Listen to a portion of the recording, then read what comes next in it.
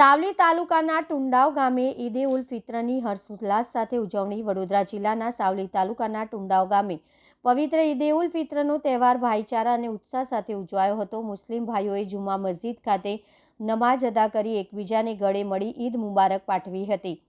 સાવલી તાલુકાના ટુંડાવ ગામમાં ઈદે ઉલ ફિત્રનો પવિત્ર તહેવાર આનંદ અને ઉમંગ સાથે ઉજવાયો હતો। વહેલી સવારે મુસ્લિમ ભાઈઓ મોટી સંખ્યામાં ગામની જુમા મસ્જિદ ખાતે એકત્રિત થયા હતા, જ્યાં તેમણે ખાસ ઈદની નમાઝ અદા કરી હતી। નમાઝ બાદ સૌએ એકબીજાને ગળે મળી ઈદ મુબારક પાઠવી ભાઈચારાનો અનોખો સંદેશ આપ્યો હતો। સમગ્ર ગામમાં ખુશીનો માહોલ જોવા મળ્યો હતો અને નાના બાળકોથી લઈને વડીલો સુધી સૌએ તહેવારની ઉજવણીમાં ભાગ લીધો હતો।